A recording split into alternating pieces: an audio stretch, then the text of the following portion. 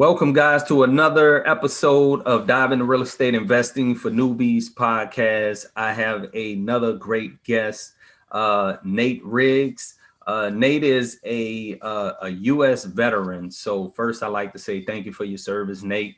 Awesome. Appreciate it. Nate served 10 years as a helicopter search and rescue swimmer and a door gunner instructor. He has done several things to serve this country. And again, I just appreciate that. But I'd like to welcome you to the show, Nate, and thanks for being on. Awesome. Well, I appreciate it, Cecil. And thanks for that. Of course, always a patriot, kind of was a place in my heart. So ended up there, and I'm sure we'll maybe dive into it a little bit throughout this podcast, how I ended up there. So happy to be here. Yeah. So Nate, actually tell us pretty much, a little your background, how you got in real estate, and actually where are you from? Okay, cool. Well, I was born in Sebastian, Florida, and my grandmother at the time, she actually had done real estate too. So I was kind of almost born into it. She had done everything from being a real estate agent to developing properties. She lived in a condo at the time that she was part of like the development of it. My grandpa Orvis wasn't really a blood grandpa, but he was her boyfriend at the time. He came back from World War II and he opened the Sportsman's Marina and Lodge, which was kind of like a hotel type thing. So I literally grew up on the river, going around, doing everything from managing like coin soda machines in the lobby, you know what I mean? Kind of the basics. Right. At one point, I think they had a coin laundromat. So there was kind of that kind of stuff involved. Moving further, we lived in Tampa Bay, Florida. So by the time I finished high school, I was in Tampa, Florida. And my parents were also doing real estate. And at that point, I was like, hey, I'm going to get into real estate myself. So I came up to Jacksonville, UNF, and I was going to school for real estate. That's when I learned to be an agent. You don't have to have a 4-year degree. You can just kind of skip that and get licensed and stuff. So I did that and went on to start my real estate career, believe it or not, at 20 years old in 2007. And so you can probably kind of see where we're headed there. Right. Did a few deals, not enough to sustain myself, still living with mom and dad. Obviously you hit that great recession time period and mom and dad kind of packed up and we're going in an RV. And I was like, well, I don't want to go in the RV. I got to figure something out. That's what led me to the Navy. Kind of did a stint there, overlapped with real estate on the beginning. And then the last 18 months of my career, reactivated my license and kind of started getting back into it.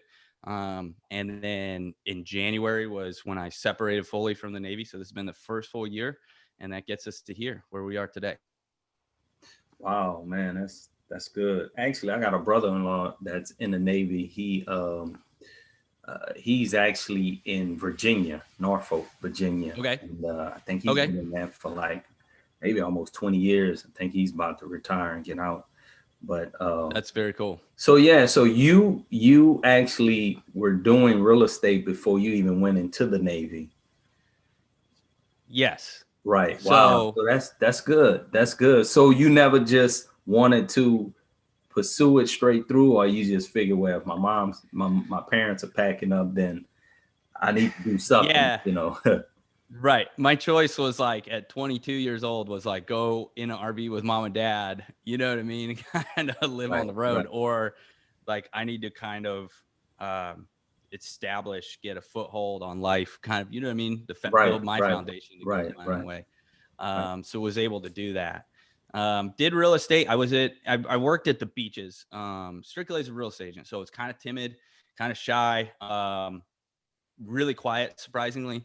I think the rescue swimmer life kind of brought out that more, you know what I mean? A little bit more, I don't know if the word's aggressive, but assertive, or, you know what I mean? Just ready to take on a challenge. You felt comfortable with it being in that atmosphere, right? Yeah, that's good. Right. I think anybody that goes that line of life, you can step out of it into any role and probably be successful. One thing about real estate is, even now, like we're able to do this, we're able to sit here and get on podcasts and all kinds of things. So we don't have the 9 to 5. We don't have that. Like there's no boss like that's going to scold me if I don't show up on time.